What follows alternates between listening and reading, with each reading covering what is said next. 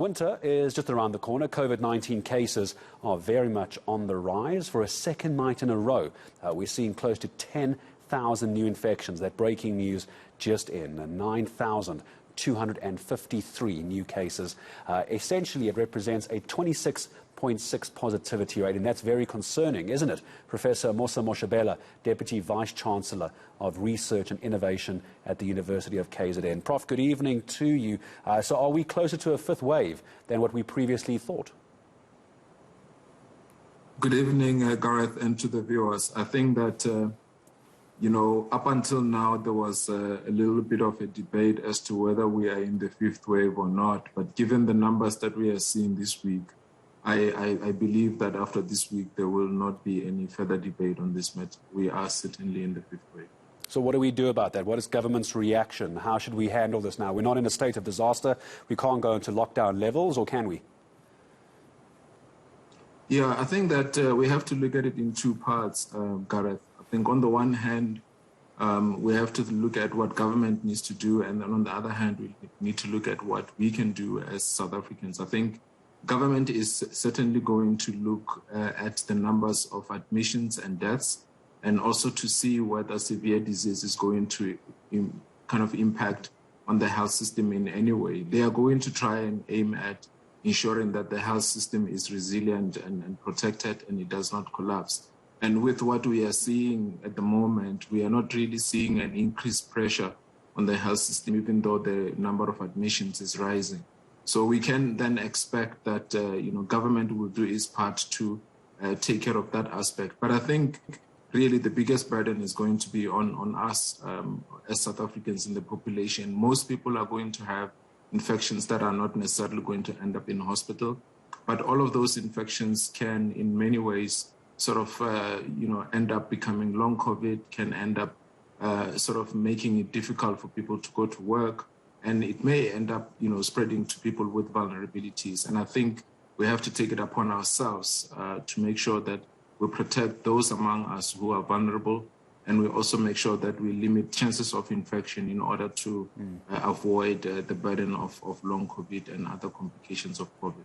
Also very worrying, isn't it, Prof, that we've seen such a decline in vaccinations over the past few months, to the point now where those companies producing the vaccinations could be finding themselves in a business situation that's rather untenable, but yet our vaccination rates still so very low. Is it because, do you think, Prof, that we came out of the state of disaster and South Africans thought it wasn't that serious anymore? I think that we were supposed to come out of the state of disaster, Gareth, and I completely agree with that decision. I do think that the end of the state of disaster should be clear that it's not the end of. And I accept that, it's possible that people may not react in a way that we would like to the ending of disaster and interpret that to mean that, COVID has ended. However, we cannot necessarily put that burden only on the reaction of South Africans in terms of vaccination. I think that, we are at about 50% adult coverage. It's not too bad. We could be better. It would have been great if we were closer to 80%. We are not there yet. And indeed, there should still be demand for vaccination.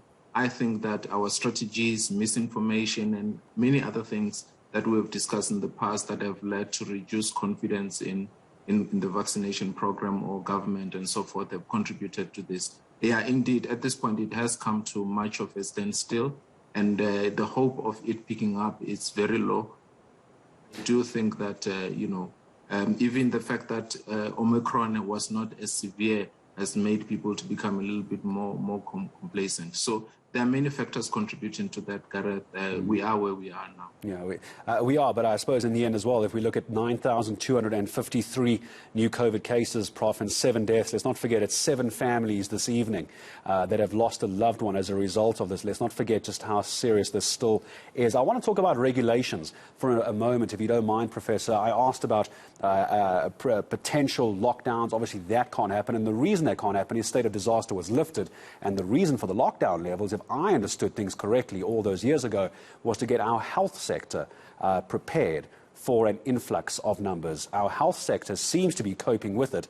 So regulation-wise, Are we where we need to be? Are we stringent enough? Or is there something you would change, Prof? Yeah, I think, Gareth, in terms of lockdowns, I don't expect lockdowns to happen unless if there is an overwhelming pressure on the health system. And I don't think that government and any of the people that inform policy would expect or even want that. So there has to be really a good reason, justification for us to go into lockdowns. But as we know, the regulations are much more are about much more than just the lockdowns, even just in terms of, to some extent, regulating behavior. And we are coming closer and closer to a point where even South Africans are taken to understand what they need to do, that we don't even need to regulate behavior. However, the reality of the fact of the matter is that there is a sect in society, perhaps the more sort of privileged sector in society, that feels that they can take care of themselves and they know what they need to do. But there's also quite a large proportion of people in society that we can consider vulnerable, who still need guidance and support, tangible support, to make sure that they can cope with the burden of outbreaks or infections as we see them. So I think that our regulations at the moment are in a transitional stage. They are essentially shifting more and more towards saying that we don't necessarily need to focus on COVID only. We need to focus more on notifiable conditions and outbreaks in general. They're shifting more towards, we don't want to use the law to govern behavior. We want to leave it to the individuals to govern their own behavior themselves, as long as they've got the knowledge, they've got the tools to do that. But that's why I think that we may, in doing so, we must not forget that there are other people who are vulnerable, who may still need the actual tangible support and tools to help them cope, even though another sector of society may be able to cope.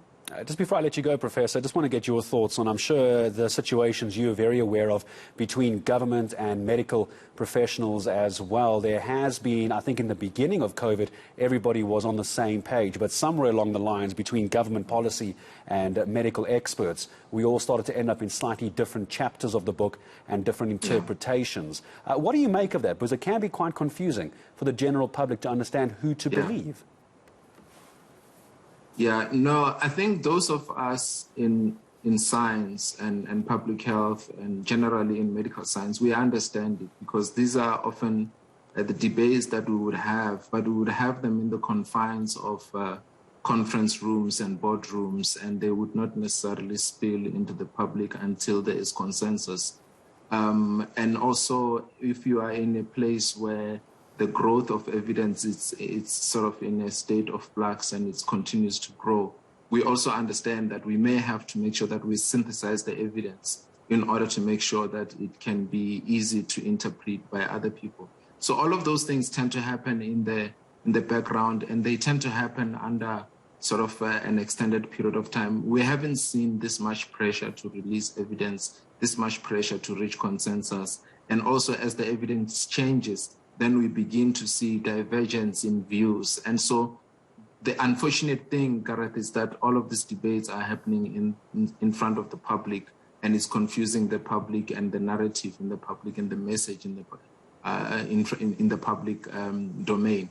But I think it is normal in the scientific domain. It is normal in the policy domain to have these debates. We should just make sure that we protect the public from them. Not to say that we must suppress any views, but to say that let us be responsible with the things that we say in order to make sure that we don't confuse the public. Yeah, it's all about not confusing anybody at the moment. So these debates often are par for the course. It's just because it's taking place in the public eye at the moment. It seems more severe than it is. Professor, always good to have you on eNCA. I appreciate your time on a Friday night. Professor Prof Moshabela, UKZN's Deputy Vice-Chancellor of Research and Innovation, talking to us about that breaking news just in 18 after 7, 9,253 new COVID-19 cases, 7 deaths.